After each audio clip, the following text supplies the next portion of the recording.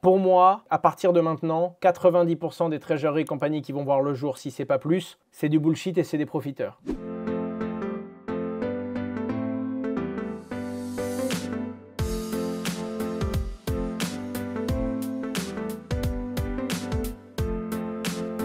Bitcoin va continuer à saigner. Il y a également eu un gros vendeur, notamment début de semaine dernière, le 25 août, qui a vendu 24 000 bitcoins. Pour lui, Bitcoin, le top du marché est passé. Il est donc passé vendeur et il a liquidé sa position. Et surtout, les 24 000 bitcoins, il les a vendus contre des tokens qu'il a envoyés directement sur Ether. Beaucoup de gens disent qu'il y a une espèce de transition des liquidités. On voit que petit à petit, et même si ça reste modéré, Bitcoin est passé de 64,5% de sa dominance à 57% et Ether est passé de 9% à 14%. L'Ether a récupéré un peu de sa dominance. C'est pas grand chose à l'échelle du marché, mais vous voyez quand même que c'est vraiment notable depuis quelques jours, quoi.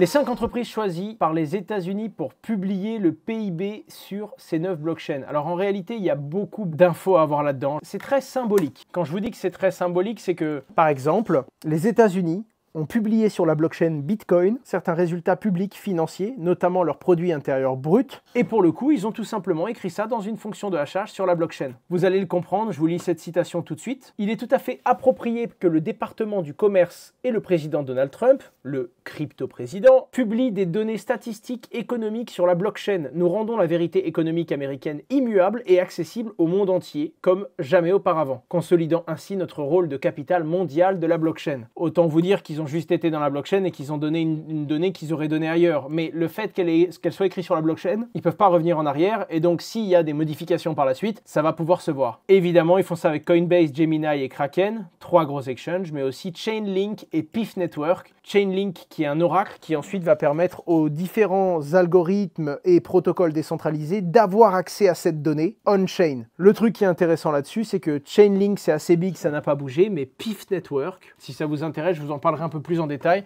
a fait presque x2 à ce moment-là lors de l'annonce. L'annonce illustre aujourd'hui parfaitement la manière dont les gouvernements et l'industrie peuvent collaborer pour promouvoir l'innovation dans l'économie mondiale. Le message est clair, la technologie blockchain n'est pas seulement une infra financière, elle est en passe de devenir le présent. Bref, pour moi c'est très symbolique, c'est un message qui est fort parce que mine de rien c'est un petit usage qu'ils viennent de poser, il n'y a rien de compliqué quoi, c'est comme aller publier une info sur une blockchain, c'est juste sympa que ce soit les États-Unis. La nouvelle blockchain de Google va-t-il signer l'arrêt de mort de Ripple? Bon, pour faire simple, Google est en train de créer un Layer 1, quoi, une blockchain, qui, comme XRPL, solution financière d'XRP, de Ripple, le GCUL, qu'on appelle également le GQ, c'est pas une blague, sera une blockchain de Layer 1 qui permettra l'accès par API, qui fonctionnera 24/24, 7 jours sur 7, quoi, une blockchain faible latence et qui prendra en charge la tokenisation programmable des actifs. Je suis curieux de voir à quel point ce sera décentralisé, je suis curieux de voir à quel point ce sera utilisé, en tout cas ce sera la chaîne de Google et à partir de là, ça va être quand même relativement intéressant de voir ce qu'ils vont faire. Et comme ça semble être optimisé pour les transactions financières, on pourrait se demander si ça va faire un petit peu d'ombre à XRPL, c'est-à-dire le réseau XRP Ledger de Ripple. En réalité, Ripple ou toute autre blockchain à visée purement financière, quoi. Tether annonce son retour de l'USDT sur Bitcoin. À l'époque, on pouvait déjà déposer des USDT sur le réseau Bitcoin en passant par le réseau Omni, en fait, qui était tout simplement un moyen d'écrire des transactions sur Bitcoin bien moins coûteuses. En gros, il y a un Layer 2 vraiment très scalable qui s'appelle RGB et qui permet d'échanger des tokens, des coins entre guillemets, sur la blockchain Bitcoin. Eh bien, autant vous dire que Tether a prévu de l'utiliser et que vous allez retrouver ça petit à petit sur les exchanges puisque Tether vient de launch son token USDT sur le réseau RGB, c'est-à-dire sur un Layer 1 de Bitcoin. Comme vous le savez, certains préfèrent Bitcoin aux autres réseaux pour sa sécurité et son côté immuable. Le fait d'avoir un coin sur un réseau secondaire et un Layer 2 de Bitcoin, ça en rassure plus d'un. C'était le cas à l'époque, mais c'était trop cher, donc les gens ne le faisaient plus.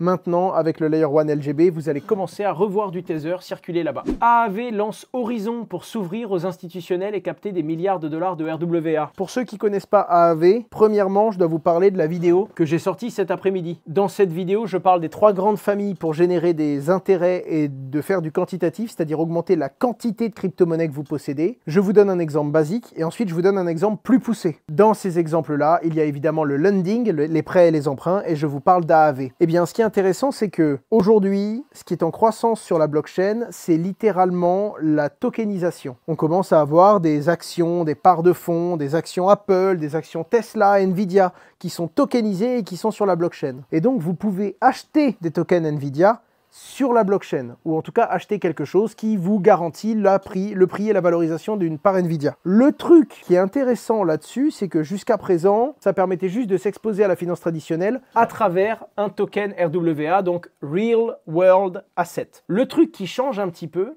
c'est que maintenant, vous allez pouvoir les acheter et les prêter. C'est-à-dire qu'en les achetant sur AAV ou sur d'autres plateformes, vous allez avoir vos titres tokenisés, comme par exemple vos actions Nvidia, et en venant prêter vos actions Nvidia sur AAV Horizon, même si pour l'instant c'est pensé pour les institutionnels et ça semble être à leur destination, eh bien ça va vous permettre d'emprunter de l'USDC par exemple ou du token GHO, le stablecoin de la plateforme, en mettant en collatéral, donc en mettant en caution vos actions. Ça c'est cool parce que ça veut dire qu'on va commencer à avoir des loops et des gens qui achètent des actions sur la blockchain et qui font des mécanismes financiers pour avoir derrière de la liquidité. Il y a eu une étude qui est sortie. Alors je vous rappelle que c'est une étude d'une société qui s'appelle Bluechip et qui se base sur ses propres, entre guillemets, ses propres critères avec un cadre qu'ils appellent le SMIDGE. Stabilité, management, implémentation, décentralisation, gouvernance et external. Tout ce qui ne dépend pas directement du stablecoin pour définir les 3 stablecoins les plus sûrs. Et il n'y a ni USDT ni USDC selon eux, encore une fois. Il y a le RLUSD, celui de Ripple, qui semble être l'un des plus scalables et l'un des plus gros volumes, mais pour le coup, c'est très instit et ça concerne principalement les banques entre elles. Le LUSD, qui est totalement décentralisé et qui vraiment plaide par son immuabilité dans le sens où il n'y a pas de gouvernance pour influencer sur l'évolution du projet, il n'y a pas d'admin key qui permettent à certains de prendre une décision et il n'y a aucune possibilité d'intervention humaine. Donc il y en a certains, ça leur fait peur, mais en gros ce qu'il faut comprendre c'est que c'est un mécanisme qui bloque l'équivalent de 110% de la valeur des stablecoins émis dans une réserve et ce qui fait que ce LUSD, bien que très particulier et même banni de certaines plateformes parce que totalement décentralisé,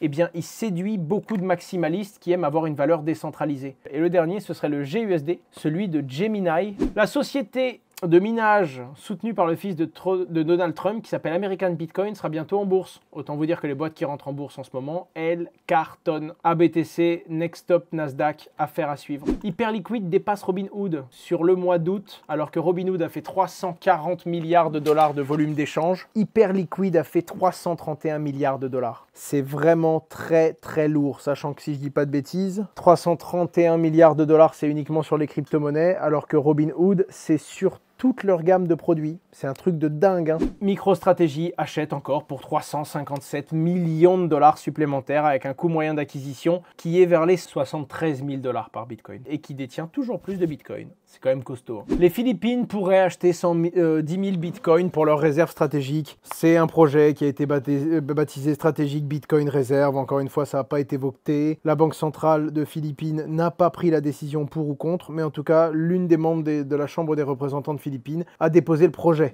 92 ETF attendent le feu vert, les amis. Vous vous rendez compte? Regardez-moi tout ça. Principalement sur Bitcoin, Ether, Litecoin, Solana, beaucoup sur Solana, énormément sur Solana. Il y en a un sur Aptos, il y en a un sur Pengu, Sui, BNB, NIR, beaucoup sur Ether par contre, et sur Ripple. Enfin bref, affaire à suivre. La deadline finale dans les 2, 3, 4 prochains mois va y avoir beaucoup d'ETF les amis. Dogecoin, l'avocat personnel d'Elon Musk pourrait diriger une Doge Treasury Company. Les gars, quand je vous ai dit que c'était le mood et que c'était le truc du moment, c'est relativement simple. Hein. Aujourd'hui, en achetant 1 million de dollars quand tu es une entreprise, tu peux valoir 10 fois plus. Pour moi, aujourd'hui, pas dans le passé, mais à partir de maintenant, 90% des Treasury Company qui vont voir le jour, si c'est pas plus, c'est du bullshit et c'est des profiteurs. C'est-à-dire qu'il y a vraiment des gens qui ont la conviction de venir accumuler une crypto-monnaie et en faire un stock, sauf qu'on s'est rendu compte de quelque chose. Il y a tellement d'appétence pour ce genre de boîte que quand elle annonce avoir acheté 1 million d'euros d'une crypto, la boîte vaut 10 millions de plus en bourse. Donc le grand gagnant à l'instant T, ce sont les actionnaires de cette société, ou ceux qui sont rentrés avant que ça monte. Du coup, ce qui se passe, c'est que maintenant, dès que quelqu'un l'annonce, tout le monde va en acheter en espérant rentrer avant les autres. Ce qui fait que ça monte encore plus haut. La bulle grossit encore plus. Un jour, ça va péter et il restera debout 3 types de compagnies. Ceux qui l'ont fait vraiment depuis le début avec une vraie stratégie, qui avaient imaginé le pire et qui s'étaient vraiment mis en tête avec une conviction long terme de faire la différence. Ceux qui ont un vrai premium, parce que quand une boîte qui détient, je sais pas moi, 100 millions d'euros de Bitcoin est valorisée 1 milliard, elle doit justifier pourquoi est-ce qu'elle vaut 10 fois plus que le montant en Bitcoin. Soit elle vaut beaucoup plus et elle doit le justifier. Par exemple, elle fait du rendement, elle offre du yield, il y a des intérêts sur les Bitcoins ils ont un deal avec des banques, ils arrivent à générer 3, 4, 5, 7, 10% d'intérêts par an sur les Bitcoins qu'ils ont pour en acheter toujours plus. Ou alors, et c'est le dernier point, ils ont une réalité financière, c'est-à-dire qu'ils proposent des prêts en Bitcoin, ils ont des solutions financières. C'est une société de micro-paiement, c'est une société qui va faire de l'intégration, pourquoi pas pour les magasins et accepter Bitcoin, peu importe, mais une société qui, au-delà de simplement détenir des Bitcoins, va proposer un vrai alpha sur l'actif ou sur le service. Ces sociétés-là ont une chance de survivre. Toutes celles qui étaient juste des boîtes en bourse, qui virevoltaient, qui s'en sortaient pas, qui allaient pas super bien, et qui ont juste trouvé cette excuse en mode bah tiens, on va acheter quelque chose pour voir si le prix monte. Elles vont profiter d'un petit momentum, mais ça va être un petit jeu de Ponzi, quoi. Les premiers qui rentrent vont gagner, les derniers qui sortent vont perdre, et globalement, quand la mode sera passée et qu'il y aura eu les premières trésoreries compagnies qui vont péter, ces boîtes-là vont s'effondrer. Donc comme beaucoup de choses, il y a un effet de mode, et il y a des vraies boîtes qui vont se créer, mais il y a beaucoup de treasury compagnies qui vont rester sur le carreau. Je vais essayer d'en sélectionner une ou deux qui me plaisent bien, et moi je vais rentrer dans une ou deux de ces dernières très bientôt, et je vais voir si j'arrive sur le temps long à faire la différence.